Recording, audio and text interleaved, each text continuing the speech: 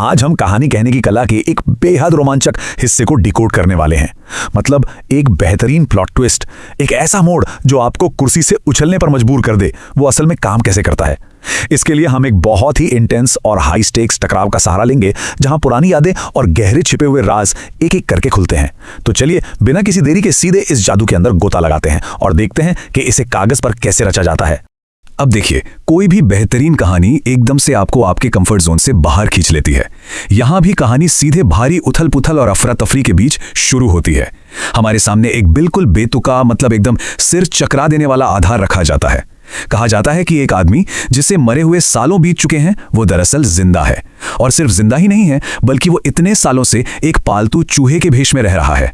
जरा सोचिए, ये आइडिया ही अपने आप में कितना अजीब और चौंकाने वाला है। एक बड़े रहस्य के खुलने की शुरुआत अक्सर ऐसे ही एक जबरदस्त झटके से होती है। और जाहिर है, इस झटके पर पहली प्रतिक्रिया क्या होगी? पूर्ण अविश्वास। एकदम से यकीनी नहीं होता। हैरी का यह संवाद उस पल के स्थापित सच को हमारे सामने लाकर पटक देता है। पीटर पेटिग्रू मर चुका है। यह सिर्फ एक शक या अंदाजा नहीं है, ये एक फैक्ट है, एक ऐसा आरोप है जो सीधे तौर पर मुख्य किरदार के अविश्वास से निकल रहा है। यह हमें याद दिलाता है कि इस दुनिया में अब तक सभी लोग क्या सच मानते आए हैं। लेकिन कहानी में असली मजा तो तब आता है ना, जब वो स्थापित सच पल भर में चकनाचूर हो जाए। सीरियस ब्लैक का ये खौफनाक कबूलनामा देखिए। वो इस बात से मुकर नहीं रहा कि वो हत्या करना चाहता था, बल्कि वो कह रहा है कि वो नाकाम रहा। ये जो स्वीकारोक्ति है ना, ये शुरुआत में ही एक ऐसा जबरदस्त हुक पैदा कर देती है कि आप पलक तक नहीं झपका पाते। जो सच इतने सालों से सच माना जा रहा था, वो अब सीधे तौर पर कटघरे में खड़ा है। 12 साल। एक बार इस नंबर के बारे में सोचिए। सीरियस ब्लैक ने एज़्काबान जैसी खौफनाक जेल में पूरे 12 साल काटे हैं, और वो भी एक ऐसे खून के इल्जाम में जो उसने कभी किया ही नहीं। ये नंबर सिर्फ एक टाइमलाइन नहीं है, ये सीरियस के अंदर भरी हुई हताशा, उसके उबलते हुए गुस्से और उस भयंकर ऊर्जा को दिखाता है जो इस पूरे सीन में महसूस की जा सकती है। यही वो 12 साल का भयानक दर्द है जो उसके हर एक शब्द और हर एक हरकत को इतना खतरनाक बना देता है। अब किसी भी कहानीकार के सामने सबसे बड़ा चैलेंज ये होता है कि पुरानी जानकारी देते समय वो सीन एक बोरिंग लेक्चर जैसा ना लगने लगे। तो यहाँ क्या किया गया है? बहुत ही चतुराई से इस पूरे जादुई खुलासे को एकदम शारीरिक और हिंसक एक्शन के साथ जोड़ दिया गया है। क्रुकशैंक्स का जमीन पर पटका जाना, ब्लैक का पागलों की तरह झपटना, रॉन का अपने टूटे पैर के दर्द से चीखना और उस चूहे का अपनी जान बचाने के लिए बुरी तरह भड़बड़ाना।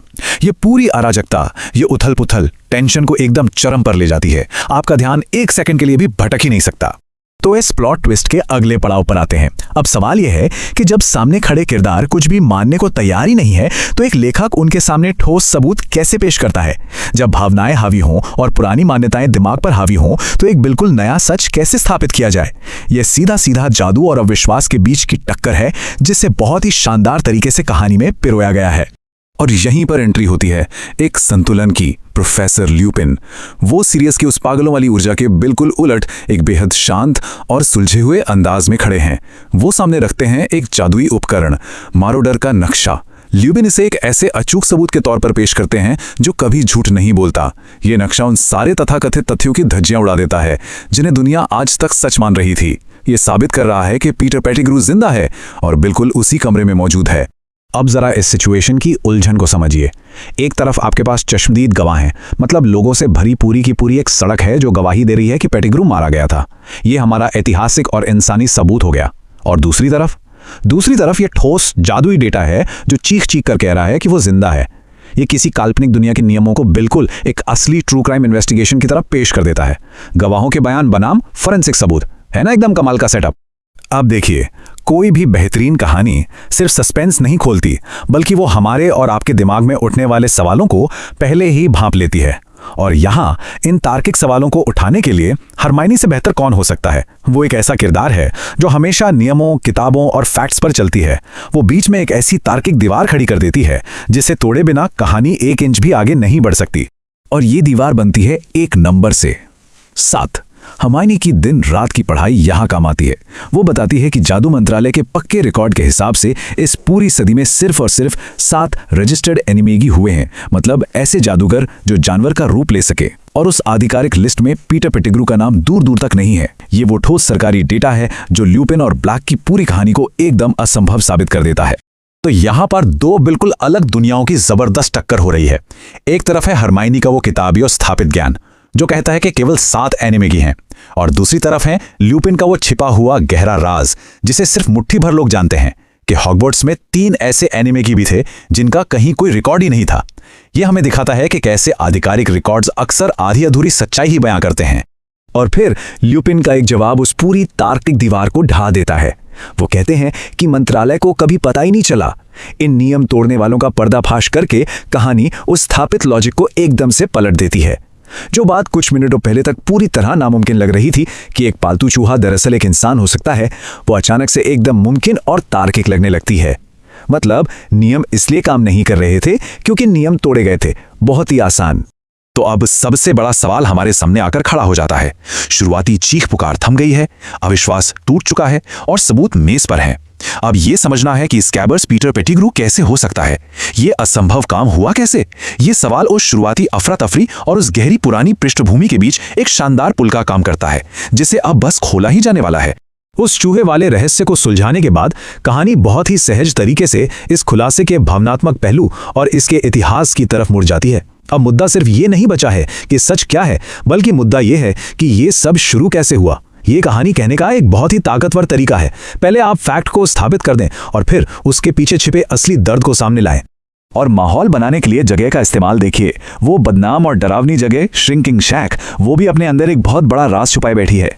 जैसे ही एक जोरदार आवाज के साथ दरवाजा खुलता है, तनाव फिर से लौट आता है।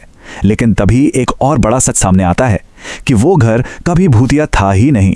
गांव वालों ने जो भयानक चीखें सुनी थीं, वो किसी भूत की नहीं बल्कि खुद ल्यूपिन के असहनीय दर्द की चीखें थी।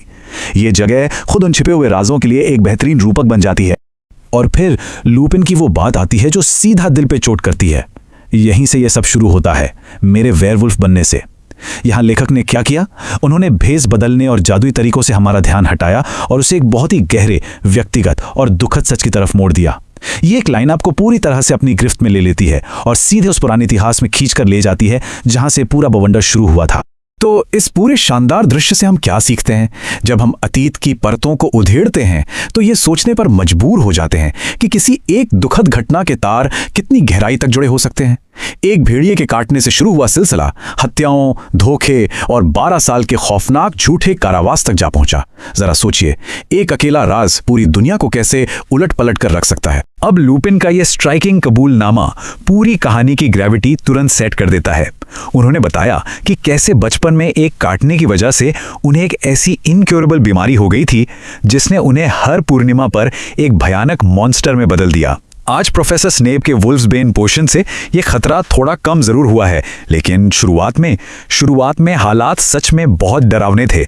इस इलाज बीमारी यानी लाइकेंथ्रोपी का सबसे बड़ा बोझ था डीप आइसोलेशन। सोचिए, इस कंडीशन की वजह से पैदा हुए अकेलेपन में किसी भी आम स्कूल में जाना लगभग असंभव लगता था। बाकी बच्चों की सेफ्टी का क्या होता? पर कहानी में टर्निंग पॉइंट तब आया जब डंबलडोर हेडमास्टर बने। उन्होंने एक बेहद सिंपैथेटिक अप्रोच अपनाई।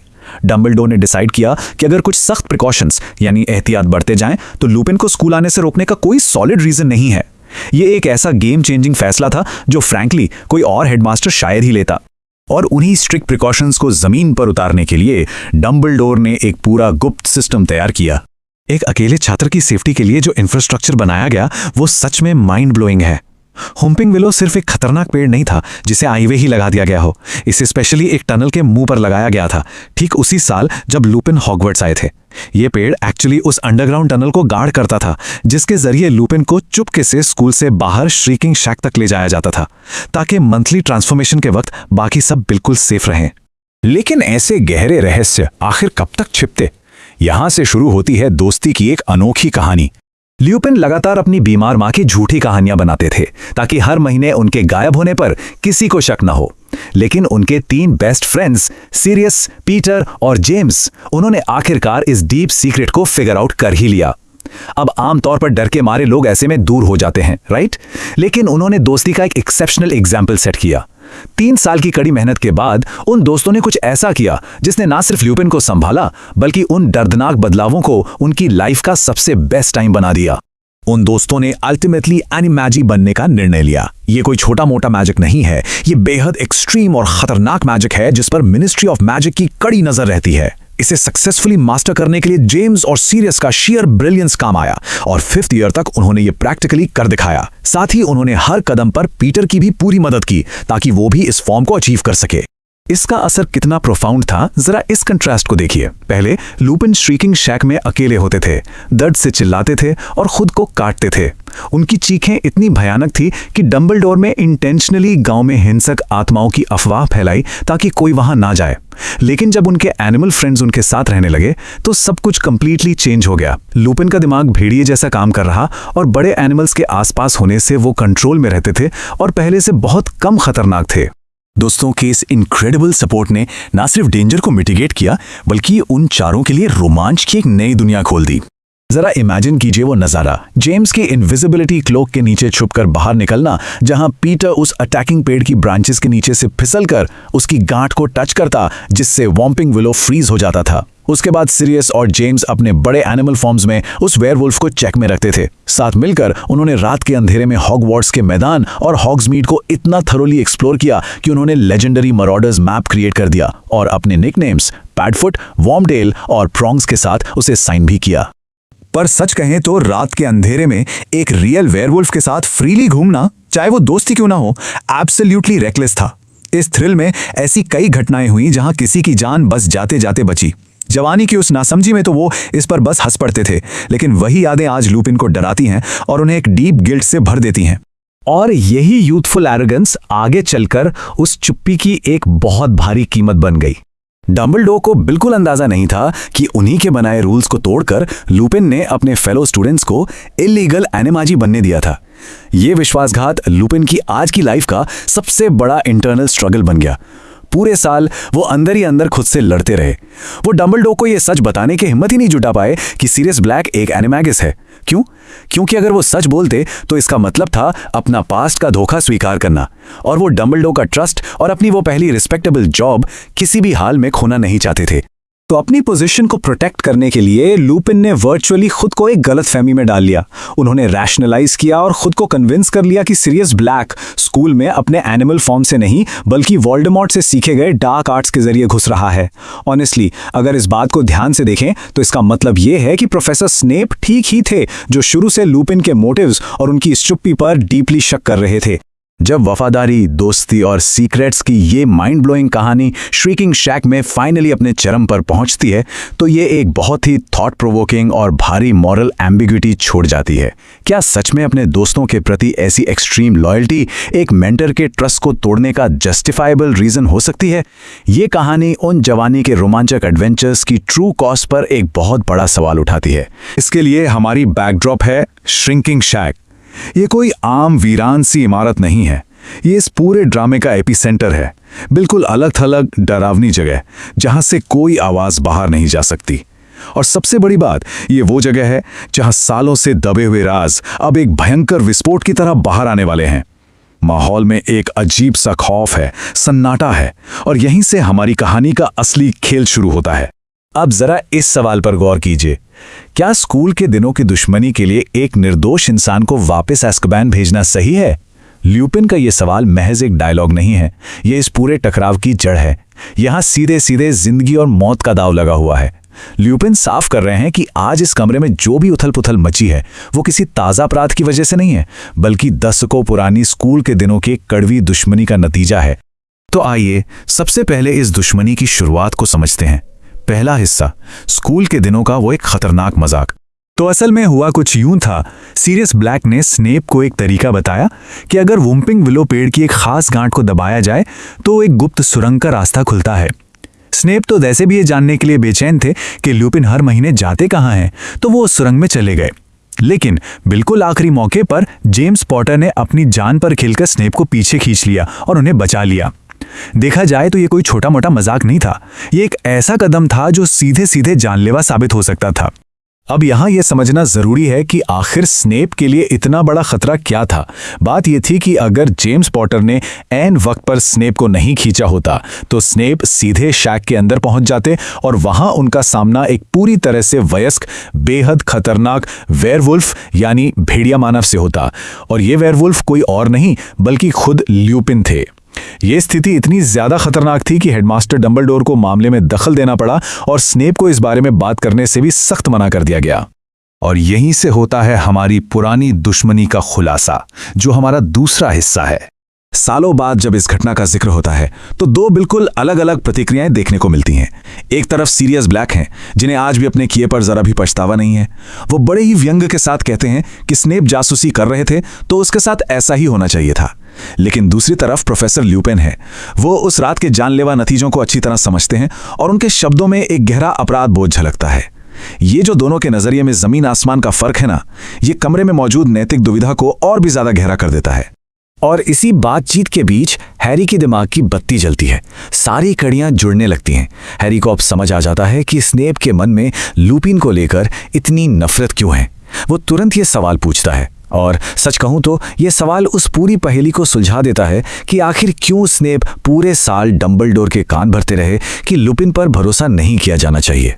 ल्यूपिन अभी हैरी को जवाब दे ही रहे होते हैं कि अचानक कमरे का सन्नाटा एक बर्फीली चुभती हुई आवाज से टूट जाता है। बिल्कुल सही, ये दो शब्द, सिर्फ ये दो शब्द इतिहास के पन्नों से निकलकर सीधे वर्तमान के एक खौफनाक खतरे में बदल जाते हैं। और पलक झपकते ही ल्यूपिन के ठीक पीछे की दीवार से सेवेरस स्नेप प्रकट होते हैं। वो अपना इनविजिबिलिटी क्लॉक यानी अदृश्य लबादा उतारकर फेंक देते हैं और उनकी छड़ी बिल्कुल ल्यूपिन की तरफ तनी होती है। जरा सोचिए उस कमरे का नजारा। वहां मौजूद हर कोई, खासकर बच्चे, गहरे सदमे में है। बस एक ही पल में पूरी की पूरी बातचीत का कंट्रोल अब किसी और के हाथ में जा चुका है। लेकिन सवाल यह है कि स्नैप यहां पहुंचे कैसे। चलिए तीसरे हिस्से की तरफ बढ़ते हैं। स्नैप ने ठिकाना ढूंढ निकाला। स्नेप की जासूसी और उनका दिमाग देखिए। ल्यूपिन अपनी दवा की डोज लेना भूल गए थे तो स्नेप खुद उसे लेकर ल्यूपिन के ऑफिस पहुंच गए। वहां डेस्क पर उनकी नजर एक खास नक्शे पर पड़ी।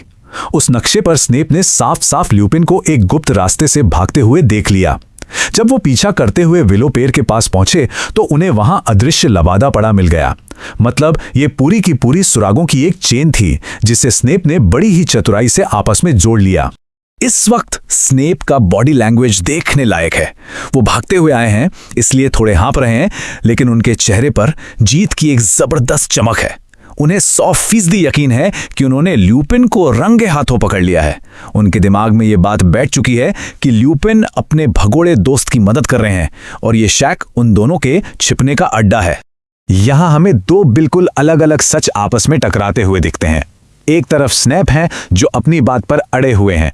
वो हर हाल में ल्यूपिन और ब्लैक दोनों को अज़्काबान भेजने की ठान चुके हैं, किसी की कोई बात सुनने को तैयार नहीं।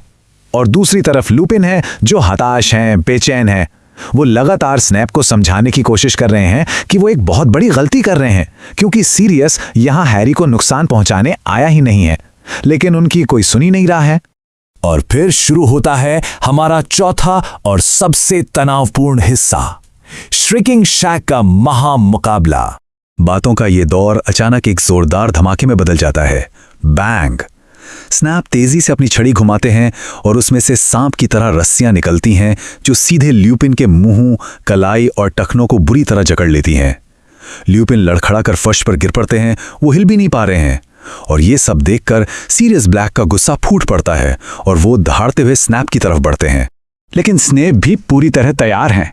वो तुरंत अपनी छड़ी सीधे ब्लैक की आंखों के बीच तान देते हैं और एक खौफनाक चेतावनी देते हैं। मुझे एक कारण दो और मैं कसम खाता हूं कि मैं ये कर दूंगा। इस एक पल में इन दोनों के बीच की नफरत इस कदर उफान पर है कि ये कहना मुश्किल है कि दोनों में से ज्यादा गुस्से में कौन है। दोनों एक ऐसे जानलेवा मोड़ पर खड़े हैं जहां पलक झपकते ही किसी की जान जा सकती है। अब इस पूरे खौफनाक ड्रामे के बीच जरा उन बच्चों के बारे में सोचिए। हैरी और रॉन तो डर के मारे पूरी तरह से सुन्न पड़ गए हैं। उनके सामने खड़े बड़े लोग एक दूसरे की जान लेने पर उतारू हैं, जो उनके लिए किसी बुरे सपने जैसा है। उन्हें कुछ समझ नहीं आ रहा कि क्या करें या आखिर किस पर विश्वास करें। पूरे कमरे में कंफ्यूजन और डर का एक भारी सन्नाटा पसरा हुआ है। और तभी उस डरावने सन्नाटे को चीरते हुए हरमाइनी अपनी हिम्मत जुटाती है। वो कांपती हुई आवाज में हांफते हुए स्नेप की ओर एक कदम बढ़ाती है। वो तर्क के सहारे इस आग को शांत करने की कोशिश करती है। वो बहुत ही सीधे शब्दों में कहती है कि अगर सच में कोई गलतफहमी हुई है तो बस एक बार इनकी बात सुन लेने में क्या हर्ज है। लेकिन स्नैप इस वक्त किसी भी तरह के लॉजिक या तर्क से बहुत दूर जा चुके हैं। वो बुरी तरह से चिल्लाते हैं, चुप रहो बेवकूफ लड़की। उनका मानसिक संतुलन पूरी तरह हिल चुका है। वो इतने ज्यादा आग बबूला हो रहे हैं कि उनकी छड़ी से सच में चिंगारियां निकलने लगती हैं। साफ है वो अब किसी की कोई भी बात सुनने या समझने के मूड में बिल्कुल नहीं है। ये नज़ारा बहुत ही स्पष्ट रूप से दिखाता है कि स्नेप इस समय बदले की आग में किस कदर अंधे हो चुके हैं।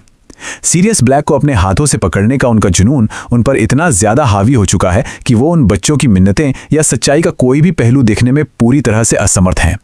इस वक्त उनके दिमाग में सिर्फ और सिर्फ एक ही चीज चल रही है और वो है बदला। और फिर स्नैप के मुंह से वो रोंगटे खड़े कर देने वाली बात निकलती है, प्रतिशोध बहुत मीठा होता है। ये एक वाक्य उस पूरी दशकों पुरानी स्कूल के दिनों की दबी हुई दुश्मनी को आज के इस खौफनाक और जानलेवा पल से लाकर जोड़ देता है। ये साबित कर देता है कि इस वक्त कमरे में जो कुछ भी हो रहा है उसका न्याय से कोई लेना देना नहीं है। ये पूरी तरह से पुरानी चोटों का बदला लेने की एक सनक है। इस पूरे दृश्य ने हमारे सामने एक बहुत बड़ी नैतिक उलझन लाकर खड़ी कर दी है। जरा सोचिए, क्या स्नेप का ये अंधा गुस्सा ल्यूपिन और सीरियस की सच्चाई को हमेशा के लिए दफन कर देगा, या फिर कोई ऐसा रास्ता निकलेगा जिससे ये बच्चे इस जानलेवा गतिरोध को तोड़ पाएंगे? मुझे बस विलो के बाहर जाकर डिमेंटरों को बुलाना है। वे तुम्हें देखकर बहुत खुश होंगे ब्लैक, इतने खुश कि तुम्हें एक छोटा सा किस दे दें। जरा सोचिए इस बात की गंभीरता को।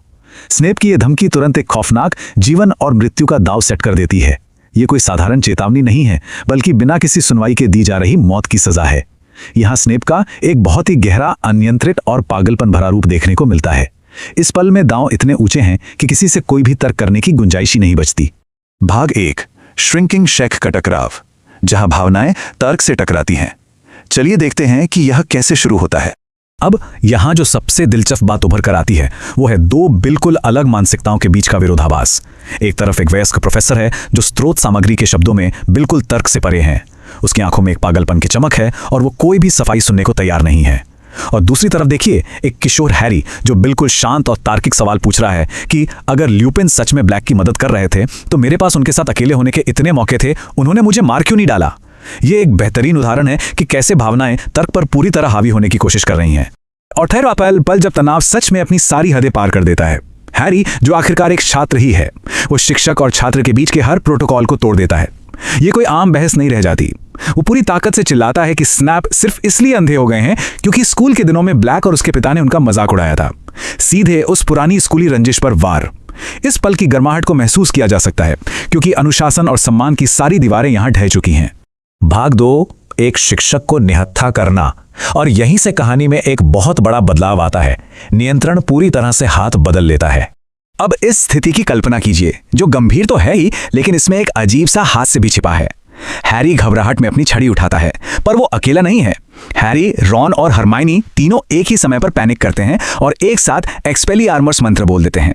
इस तिहरे झटके का नतीजा, स्नेप हवा में उछलकर सीधा दीवार से टकराते हैं और बेहोश हो जाते हैं। 3 बच्चे गलती से अपने ही प्रोफेसर को बेहोश कर देते हैं।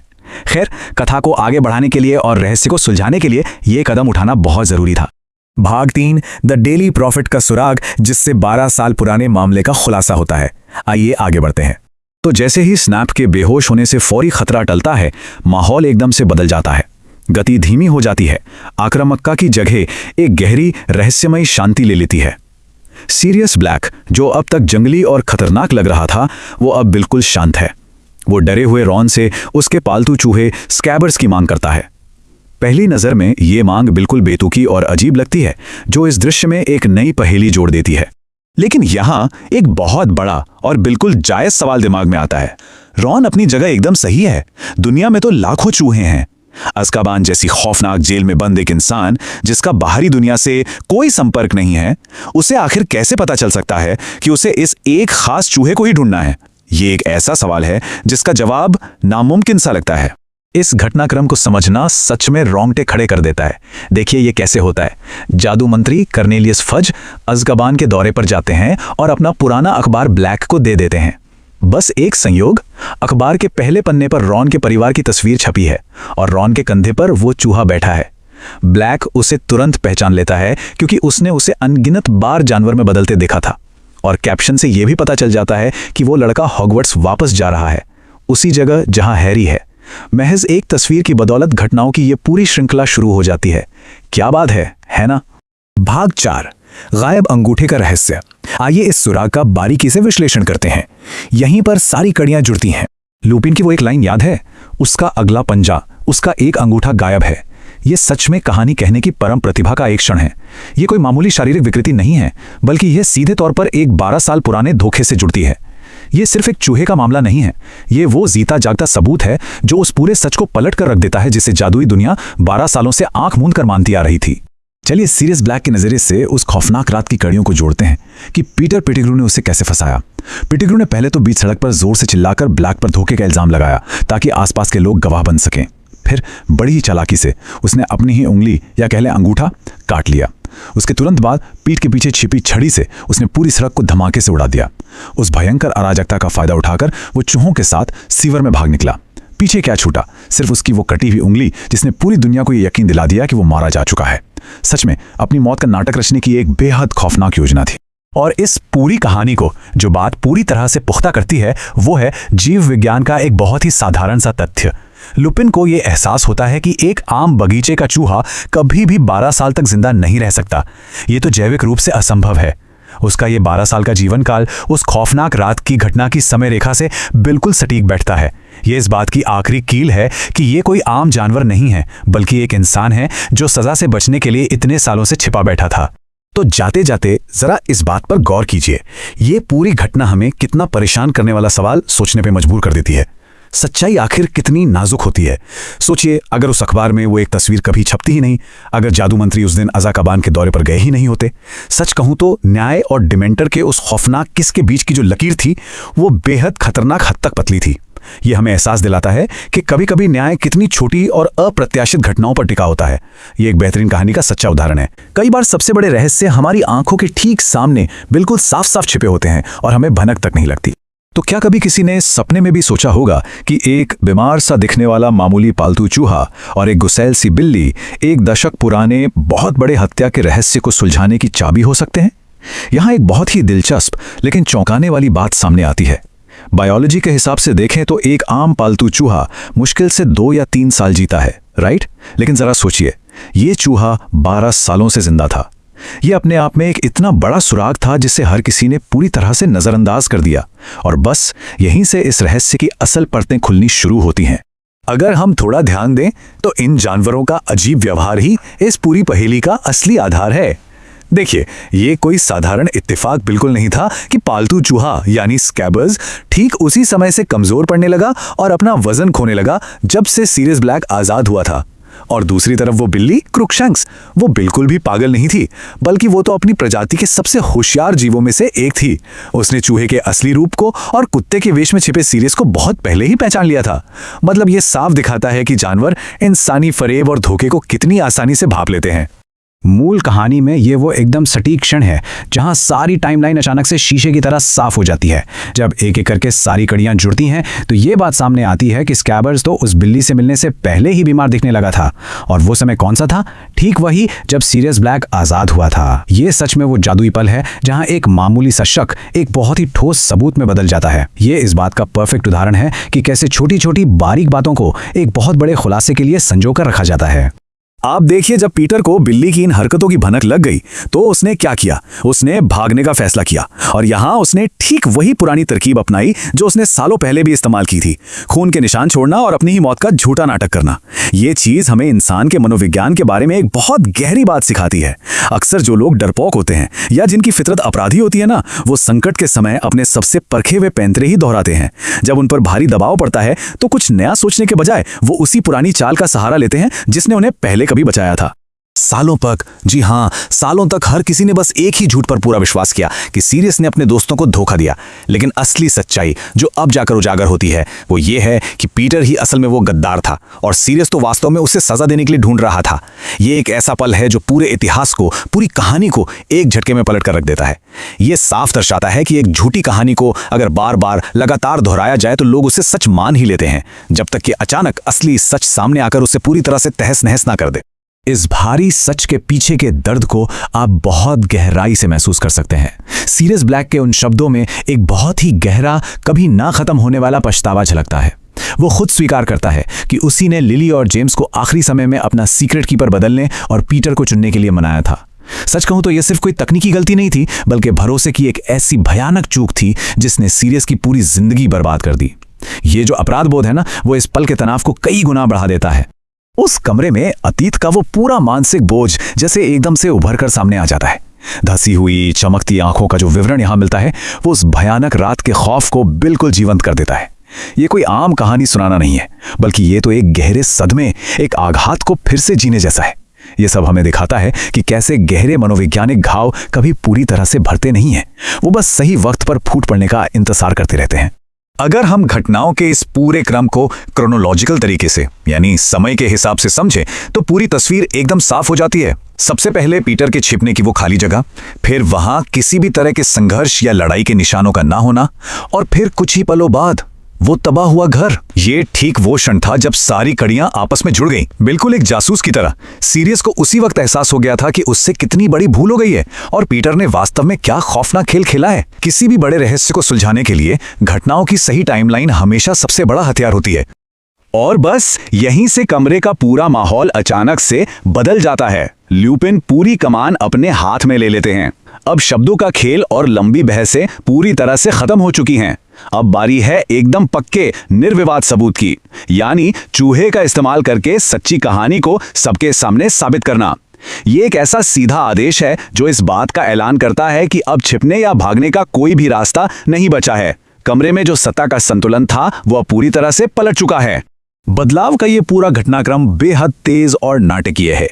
ल्यूपिन और ब्लैक एक साथ अपना जादू करते हैं। 3 तक की गिनती, फिर नीली सफेद रोशनी की वो तेज चमक, चूहे का हवा में बुरी तरह से मुड़ना, जम जाना, और फिर एक बिल्कुल अंधी कर देने वाली रोशनी। ये कुछ वैसा ही है जैसे आप किसी फिल्म को फास्ट फॉरवर्ड करके देख रहे हो। ये पल जादू की उस असीम ताकत और उस समय की भयानक घबराहट दोनों का ही बहुत सटीक और प्रभावशाली चित्रण करता है। जमीन से एक सिर का ऊपर उठना और अंगों का बाहर निकलना, ये वर्णन वाकई किसी के भी रोंगटे खड़े कर देने वाला है। वो चूहा जो इतने सालों से सबकी नजरों के ठीक सामने छिपा बैठा था, वो अंततः एक डरे हुए सहमे हुए इंसान के रूप में वापस बदल जाता है। यहाँ एक बात और गौर करने वाली है कि प्रकृति भी इस बड़े धोखे को पहचान रही है, जो बिल्ली के जोर से फुफकारने और गुर्राने से बिल्कुल साफ हो जाता है। ये पल सच के एकदम नग्न और असली रूप को सबके सामने लाकर रख देता है। पीटर पेटिग्रू का ये जो पूरा शारीरिक विवरण है ना, वो अपने आप में ही एक पूरी कहानी बयां करता है। भले ही वो वापस एक इंसान बन गया हो, लेकिन उसकी वो गंदी त्वचा जो बिल्कुल फर जैसी लगती है, उसकी वो नुकीली सी नाक और दरवाजे की तरफ भागने को बेचैन उसकी छोटी पानी भरी आंखें, ये सब के सब उसके अंदर के उस छुपे हुए चूहे वाले रूप को ही दर्शाते हैं। उसका ये शारीरिक रूप दरअसल उसकी कायरता और उसकी धोखेबाज फितरत का एक आईना है। सच ही कहते हैं, इंसान का बाहरी रूप कई बार उसके अंदर के चरित्र की पूरी चुगली कर देता है। इतने भयानक परिवर्तन और पूरी जिंदगी को बदल कर रख देने वाले खुलासे के ठीक बाद, वेल हेलो पीटर, ल्यूपिन की आवाज की ये जो डरावनी सी शांति है, वो एक बहुत ही गहरा कॉन्ट्रास्ट पैदा करती है। ये बिल्कुल उस तूफान से ठीक पहले वाली शांति की तरह है जो पीटर की घबराहट और उसके डर को 100 गुना और बढ़ा देती है। ये शांत और धीमा लहजा किसी भी तरह के चीखने चिल्लाने से कहीं अधिक प्रभावशाली है, और ये साबित करता है कि अब नियंत्रण पूरी तरह से और सिर्फ ल्यूपिन के हाथ में है। तो अंततः जब एक कायर और धोखेबाज पूरी तरह से चारों तरफ से घिर जाता है, तो वो बचने के लिए किस हद तक जा सकता है। हमारा आज का ये विश्लेषण हमें गहराई से ये सोचने पर मजबूर करता है कि जो चीजें बाहर से जैसी दिखती है ना, जरूरी नहीं कि वो अंदर से भी वैसी ही हों। एक मासूम सा दिखने वाला पालतू जानवर एक खूंखार गद्दार हो सकता है, और एक घोषित अपराधी एक सच्चा वफादार दोस्त। सच्चाई चाहे कितने भी सालों तक क्यों न दबी रहे, वो हमेशा अपना रास्ता खोज ही लेती है। लेकिन सबसे बड़ा सवाल तो ये है कि क्या हम इंसान उस सच का सामना करने के लिए हमेशा तैयार हो। एक लंबे समय से चला आ रहा झूठ जब टूटता है तो वो पल कैसा होता है। ये सिर्फ एक कहानी नहीं है, बल्कि ये देखने का एक जबरदस्त नजरिया है कि कैसे सिर्फ शब्दों के जरिए किसी कैरेक्टर की पूरी असलियत खोलकर रख दी जाती है। ओके, तो सीधे इस ड्रामेटिक कोल्ड ओपन में डाइव करते हैं। सीन शुरू होते ही हम पीटर पेटिग्रू को बहुत ही घबराहट भरे और डिफेंसिव मूड में देखते हैं। वो चिल्लाता है, वो मुझे यहां फिर से मारने आया है। ये एक्चुअली एक क्लासिक डिस्ट्रैक्शन टेक्निक है। जब आप पर आरोप लगने वाला हो तो खुद को एक विक्टिम के रूप में पेश करना सबसे आसान बचाव होता है, राइट? और पेटिग्रू यहां ठीक वही कर रहा है। तो पहला हिस्सा बचाव यानी शुरुआती आरोप। देखते हैं पेटिग्रू ने यहां क्या दावे किए। अब यहाँ ध्यान देने वाली सबसे दिलचस्प बात यह है कि सोर्स टेक्स्ट फिजिकली इस चीज को कैसे एंकर करता है। ये स्पेसिफिकली नोट किया गया है कि पेटिग्रू ब्लैक की तरफ अपनी बीच की उंगली यानी मिडिल फिंगर से इशारा कर रहा है। क्यों? क्योंकि उसकी इंडेक्स फिंगर तो गायब है। ये एक छोटा सा विजुअल डिटेल जरूर है, लेकिन दोस्तों ये उसके पिछले झूठ का सबसे बड़ा सबूत है। वही कटी हुई उंगली जिसके सहारे उसने सालों पहले अपनी मौत का पूरा नाटक रचा था। अपने बचाव को और मजबूत दिखाने के लिए पेटिग्रू एज़्काबान से भागने के उस इम्पॉसिबल कारनामे को ब्लैक की डार्क शक्तियों का नाम दे देता है। वो कहता है कि वोल्डेमॉर्ट ने उसे ये ट्रिक्स सिखाई हैं। वो जानबूझकर डार्क लॉर्ड का हवाला देता है ताकि डर का माहौल बन सके, लेकिन इसका असर बिल्कुल उल्टा होता है। ब्लैक इस पर एक भयानक खुशी रहित हंसी हंसता है, एक ऐसी हंसी जो हमें तुरंत इशारा कर देती है कि पेटिग्रू की इस बनाई हुई कहानी में एक बहुत बहुत बड़ी खोट है। यहां से आता है दूसरा फेज, ज़िरा यानी क्रॉस एग्जामिनेशन, 12 साल तक छिपने का सच। ये इस पूरे आर्ग्यूमेंट का टर्निंग पॉइंट है। यहाँ पेटिग्रू की झूठी कहानी और ब्लैक ने एज़्काबान में जो कड़वी सच्चाई सुनी थी, उन दोनों को आमने सामने रखा गया है। पेटिग्रू का दावा है कि वो ब्लैक से छिप रहा था, लेकिन ब्लैक उसकी धज्जियां उड़ाते हुए सच्चाई उजागर करता है। पेटिग्रू असल में वोल्डेमॉर्ट के पुराने समर्थकों से डरकर छिप रहा था, क्योंकि पेटिग्रू की दी गई इंफॉर्मेशन की वजह से ही वोल्डेमॉर्ट का पतन हुआ था और उसे डर था कि उसके पुराने डार्क साथी उसे डबल क्रॉसर समझकर मार डालेंगे। इस गर्मागर्मी के बीच लूपिन बहुत ही शांति से एक लॉजिकल सवाल बीच में रखते हैं। एक निर्दोष इंसान 12 साल एक चूहे के रूप में क्यों बिताना चाहेगा? सीरियसली, इस एक सवाल में इतनी ताकत है कि यह पूरी बुनियाद हिला देता है। यह हमें यह सोचने पर मजबूर कर देता है कि पेटिग्रू की कहानी कितनी बेहूदी है। अगर कोई निर्दोष है तो वो मदद मांगेगा, राइट? वो अपनी जिंदगी के 12 साल किसी और के पालतू चूहे के रूप में डर डर के क्यों बिताएगा? सेंस नहीं बनता। और इस पर ब्लैक एक और जबरदस्त काउंटर अटैक करता है। पेटिग्रू खुद को एक टारगेटेड हीरो बताने की कोशिश कर रहा था, लेकिन ब्लैक पूरा फोकस पेटिग्रू की पुरानी कायरता और उसकी उस आदत पर डाल देता है। वो याद दिलाता है कि पेटिग्रू हमेशा से अपने बचाव के लिए किसी ताकतवर दोस्त का सहारा ढूंढता था। तुम्हें हमेशा बड़े दोस्त पसंद थे, ब्लैक कहता है। उसका ये बेसिक कैरेक्टर ट्रेट ही आगे चलकर उसकी असलियत का सबसे बड़ा सबूत बन जाता है। इसके बाद हम पहुंचते हैं तीसरे हिस्से पर, सबसे बड़ा सबूत यानी द सीक्रेट कीपर ब्लफ। यहां आकर कहानी पूरी तरह साफ हो जाती है। ये रिवील होता है कि पेटिग्रू को सीक्रेट कीपर बनाना किसी और का नहीं, बल्कि ब्लैक का खुद का ही एक बहुत बड़ा ट्रेजिकल फैसला था। ब्लैक गुस्से और दर्द में फुफकारते हुए मानता है कि उसने ही लिली और जेम्स को पेटिग्रू पर भरोसा करने की सलाह दी थी। सोचिए जरा, इस बात को एडमिट करना ब्लैक के लिए कितना दर्दनाक रहा होगा।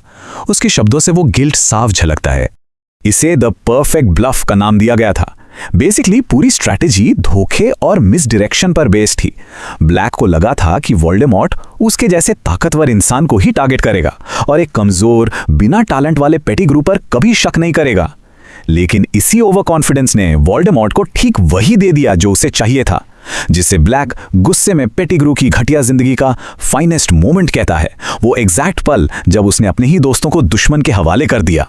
अब चलते हैं चौथे और आखिरी फेज की तरफ। आखिरी दलीलें, जासूस का असली मकसद आखिर क्या था? तभी हरमाइनी एक डरपोक लेकिन निहायत ही जरूरी सवाल पूछती है।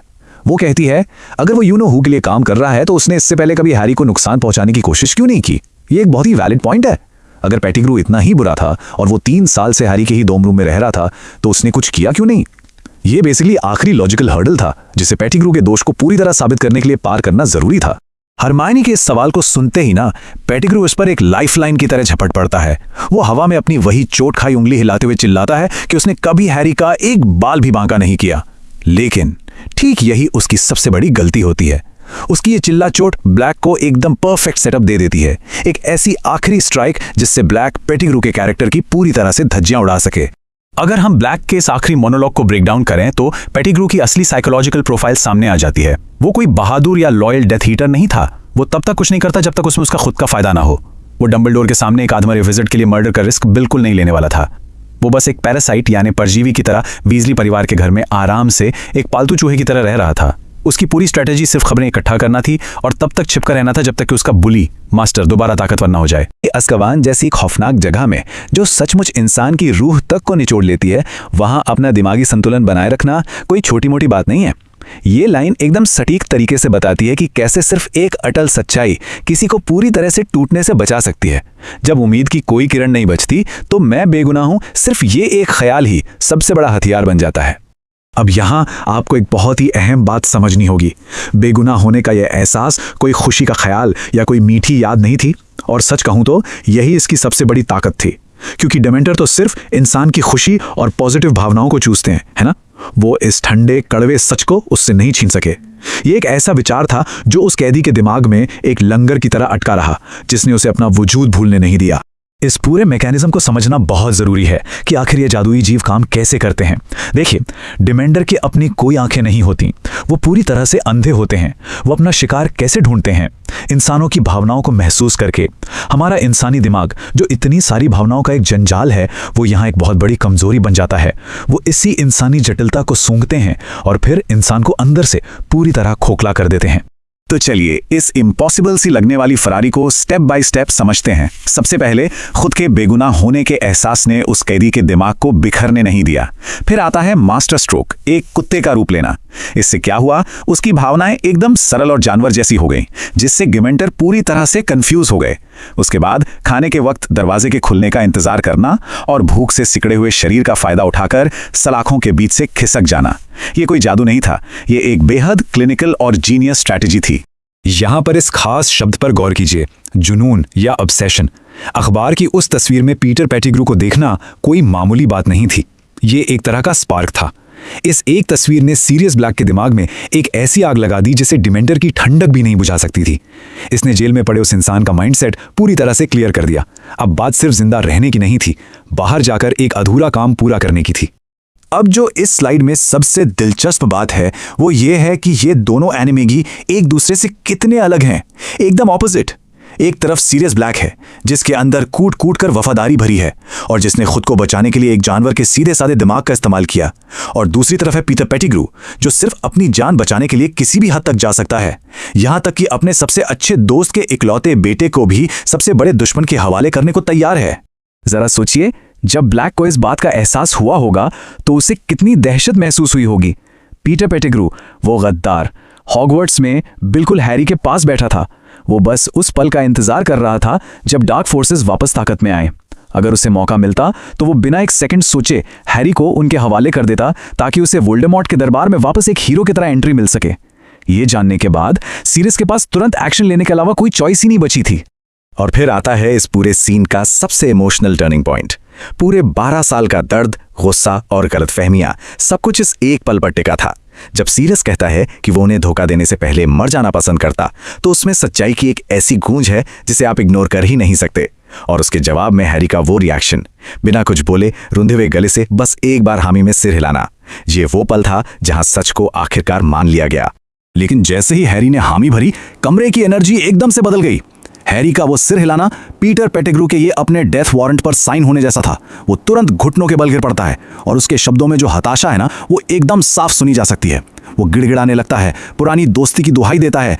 ये अपनी जान बचाने की एक बेहद हताश, कायरतापूर्ण और तेज कोशिश थी।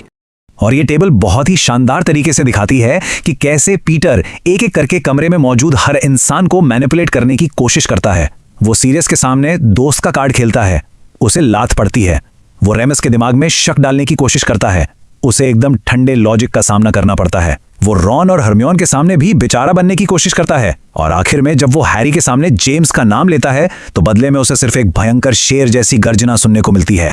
यहाँ रॉन का रिएक्शन देखने लायक है, जो कि पूरी तरह से घृणा या नफरत से भरा हुआ है। मतलब जरा रॉन की जगह आकर सोचिए, जिस चूहे को वो सालों से अपना पेट समझकर अपने बिस्तर पर सुला रहा था, वो असल में एक अधेड़ उम्र का आदमी था, और वो भी वो आदमी जिसने उसके बेस्ट फ्रेंड के माँ बाप को मरवाया था। ये ख्याल ही किसी के भी रोंगटे खड़े करने और उसे अंदर तक जुगुप्सा से भर देने के लिए काफी है। चलिए अब एक छोटा सा लेकिन बहुत इंपैक्टफुल कॉन्ट्रास्ट देखते हैं। जहां एक तरफ पीटर का इतना भयंकर धोखा सामने आ रहा था, वहीं दूसरी तरफ सीरियस और रेमस के बीच ये छोटी सी बातचीत होती है। 12 साल तक एक दूसरे पर जासूस होने का शक, और वो शक बस पलक झपकते ही एक झटके में माफ कर दिया जाता है, बिल्कुल कहकर। ये जो कैजुअल सी माफी है ना, ये असली भाईचारे की मिसाल है, जो पीटर के धोखे के सामने और भी ज्यादा मजबूत दिखाई देती है। जब पीटर अपनी जान की भीख मांगने के लिए जेम्स का नाम इस्तेमाल करता है, तो सीरियस का पारा एकदम 7वें आसमान पर पहुंच जाता है। आप उस गुस्से, उस आउटरीच को महसूस कर सकते हैं। अपनी गंदी जुबान से उस दोस्त का नाम लेना जिसे उसी ने मौत के मुंह में धकेला था, वो भी उसके बेटे के सामने, ये तो बेशर्मी की सारी हदें पार करने वाली बात थी। इस डायलॉग में जो एनर्जी और दर्द है, वो सच में हिला देने वाला है। तो बॉटम लाइन ये है, सारे बहाने, सारा ड्रामा, सारे झूठ, सब एक तरफ। सीरियस ने एकदम सीधा और वो कड़वा सच सामने रख दिया जिसे झुटलाया नहीं जा सकता था। तुमने लिली और जेम्स को वोल्डेमॉर्ट के हाथों बेच दिया। बस यही वो सच्चाई थी जिसने उस चूहे के सारे नकाब नोचकर फेंक दिए। अब उसके पास छुपने के लिए कोई जगह नहीं बची थी। और इस कड़वे सच के तुरंत बाद माहौल एकदम ठंडा पड़ जाता है। कोई चिल्ला चोट नहीं, कोई बहस नहीं, बस सीरियस और रेमस के बीच एक बहुत ही सर्द और एकजुट सहमति। क्या हम दोनों मिलकर इसे मार दें? हाँ, मुझे ऐसा ही लगता है। टेंशन अब अपने बिल्कुल पीक पर है। 12 साल का इंतजार और वो इंसाफ अब बस कुछ ही सेकंड दूर था। जी, इस पल को तो तुम्हें मर जाना चाहिए था। अपने दोस्तों को धोखा देने के बजाय मर जाना चाहिए था, जैसा कि हम तुम्हारे लिए करते। सीरियस ब्लैक की इस दहाड़ के साथ हम सीधे इस सीन के क्लाइमैक्स में एंटर करते हैं। ये कोई मामूली डायलॉग नहीं है। ये एक ऐसा मोमेंट है जो हमें सोचने पर मजबूर कर देता है कि वफादारी की असली कीमत आखिर क्या होती है। ये 12 सालों का दबा हुआ दर्द है और न्याय की एक ऐसी पुकार है जो दिखाती है कि सच्ची दोस्ती में बलिदान की कोई सीमा नहीं होती। भाग 1, गिड़गिड़ाता हुआ कायर। इस पूरे सीन का तनाव एकदम से इस चरम बिंदु तक कैसे पहुंचा, इसे समझने के लिए हमें सबसे पहले उस इंसान को देखना होगा जिसकी वजह से ये सब हो रहा है, यानी हताश, डरा हुआ और हर तरफ से घिरा हुआ पीटर पेटिग्रू। किताब में उसका वर्णन कुछ इस तरह है। वो फर्श पर दुबका हुआ एक बड़े आकार के एक गंजे बच्चे जैसा दिख रहा था। ये लाइन सच में विचलित करने वाली है, लेकिन बहुत ही क्रूशियल है। जरा सोचिए, एक गंजे बच्चे जैसा दिखना, यह हमें एग्जैक्टली दिखाता है कि कैसे उसकी दयनीय शारीरिक हालत उसकी पूरी तरह से गिर चुकी मॉरलिटी को रिफ्लेक्ट करती है। जो इंसान अंदर से इतना खोखला और कायर हो चुका है, वो बाहर से भी उतना ही लाचार और घिनौना दिख रहा है। और फिर शुरू होती है वो बहस जो इस पूरे टकराव की जड़ है। एक तरफ पेटिग्रू खुद को बचाते हुए कहता है वो मुझे मार डालता, उसे मना करने से क्या हासिल होता, और इसके जवाब में ब्लैक का वो करारा वार आता है, दुनिया के सबसे दुष्ट जादूगर से लड़ने से क्या हासिल होता, केवल निर्दोष जाने पीटा। ये पल दोनों के वैचारिक अंतर को बिल्कुल शीशे की तरह साफ कर देता है। एक तरफ वो इंसान है जिसके लिए अपनी जान से बढ़कर कुछ नहीं, और दूसरी तरफ वो है जिसका न्याय को लेकर नजरिया एकदम अडिग है। ब्लैक का जवाब हमें बताता है कि बुराई से लड़ने का मतलब खुद को बचाना नहीं, बल्कि उन निर्दोष जानों को बचाना होता है। भाग 2, प्रतिशोध की मांग। अब यहां से जो बदलाव आता है वो सच में बहुत दिलचस्प है। कैसे एक शोर शराबे वाली उथल पुथल से भरी बहस अचानक से एक बहुत ही फोकस्ड और भयानक खतरे में बदल जाती है। गुस्सा अब एक ठंडे और खौफनाक संकल्प का रूप ले चुका है। और इसी ठंडे संकल्प के साथ ल्यूपिन कहता है, तुम्हें समझ जाना चाहिए था, अगर वोल्डेमॉर्ट तुम्हें नहीं मारता तो हम मार देते। अलविदा पीटर। ल्यूपिन इस लाइन को बिल्कुल शांति से बोलता है, और यकीन मानिए ब्लैक के जोर जोर से चिल्लाने के बाद ल्यूपिन की यह शांति रोंगटे खड़े कर देने वाली है। यह साफ दिखाता है कि अब कोई हिचकिचाहट नहीं है, बहस की कोई गुंजाइश नहीं है। उन्होंने पेटिग्रू को मारने का फाइनल फैसला कर लिया है। इस जानलेवा तनाव के बीच हरमाइनी दीवार की तरफ मुड़ जाती है, क्योंकि वो इस हत्या को अपनी आंखों से नहीं देख सकती। और ठीक इसी सेकंड हम इस पूरे सीन के सबसे बड़े टर्निंग पॉइंट पे आ जाते हैं। हैरी अचानक से आगे आता है, उन उठी हुई छड़ियों और पेटिग्रू के बीच खुद को खड़ा कर लेता है और पूरी ताकत से चिल्लाता है, नहीं। भाग 3, दया का चुनाव। आइए इस विश्लेषण के सबसे अहम हिस्से पे चलते हैं। हम देखेंगे कि कैसे हैरी का ये अचानक लिया गया एक फैसला इन सभी किरदारों के भविष्य को हमेशा के लिए बदल कर रख देता है। ये कोई इमोशनल आउटबर्स्ट नहीं था, ये एक बहुत ही गहरी और बड़ी नैतिक चॉइस थी। यहां हैरी के दिमाग में क्या चल रहा था, इसे समझना बहुत बहुत जरूरी है। जब पेटिग्रू एहसानमंद होकर उसके घुटनों से लिपटता है तो हैरी उसे पूरी नफरत और घृणा के साथ पीछे झटक देता है। वो साफ साफ कहता है कि वो ये सब पेटिग्रू के लिए बिल्कुल नहीं कर रहा है। तो फिर क्यों? क्योंकि वो नहीं चाहता कि उसके पिता के सबसे अच्छे दोस्त हत्यारे बने। उसकी ये दया किसी गद्दार के लिए सहानुभूति से नहीं आई है, बल्कि अपने पिता के दोस्तों की गरिमा को बचाने की एक डेस्परेट कोशिश है। हैरी का मानना है कि ऐसे अपराध की सही सजा हत्या नहीं, बल्कि अज़्काबान और वहां के डिमेंटर हैं। और ये पल सच में बहुत पावरफुल है। सीरियस ब्लैक इस बात को मान लेता है कि जिस लड़के ने इस गद्दार की वजह से अपने माता पिता को खो दिया, वही एक लौता इंसान है जिसे पेटिग्रू की किस्मत का फैसला करने का हक है। इसके बाद ब्लैक और ल्यूपिन एक दूसरे को देखते हैं और एक साथ अपनी छड़ियां नीचे कर लेते हैं। जो खून खराबा बस होने ही वाला था वो टल जाता है। भाग 4, व्यवस्था बहाल करना। जैसे ही ये जानलेवा तनाव टूटता है, कहानी तुरंत अपना गियर शिफ्ट कर लेती है। अब फोकस बदला लेने पर नहीं है, बल्कि लॉजिकल और प्रैक्टिकल तरीके से वहां से बाहर निकलने और सरवाइव करने पर है। ल्यूपिन यहां गजब की फुर्ती दिखाता है। वो पलक झपकते ही पूरी तरह से बिजनेसमैन वाले अंदाज में आ जाता है। वो अपनी छड़ी से रस्सियां निकालकर पेटिग्रू को बांधता है, उसका मुंह बंद करता है। फिर फिरूला मंत्र से रॉन के टूटे पैर पर पट्टी बांधता है और अंत में बेहोश पड़े स्नेप को मोबिली कॉर्पस मंत्र के जरिए हवा में ऐसे उठा लेता है मानो कोई अजीब सी कठपुतली हो। ये स्टेप्स हमें दिखाते हैं कि कैसे खौफनाक और हिंसक माहौल में जादू का इस्तेमाल करके तुरंत व्यवस्था वापस लाई जा सकती है। भावनाएं शांत होते ही दिमाग कैसे काम करता है, ये उसका परफेक्ट उदाहरण है। और कोई भी रिस्क न लेते हुए ब्लैक हवा में से भारी भरकम हथकड़ियां बनाता है और पेटिग्रू को ल्यूपिन और रॉन के बीच जंजियों से जकड़ देता है। रॉन के चेहरे पर जो भयंकर नाराजगी है वो समझ में आती है। आखिरकार ये वही इंसान है जो सालों तक उसका पालतू चूहा बनकर उसके साथ रहा था। अब जाकर कहीं कैदी पूरी तरह से सुरक्षित है।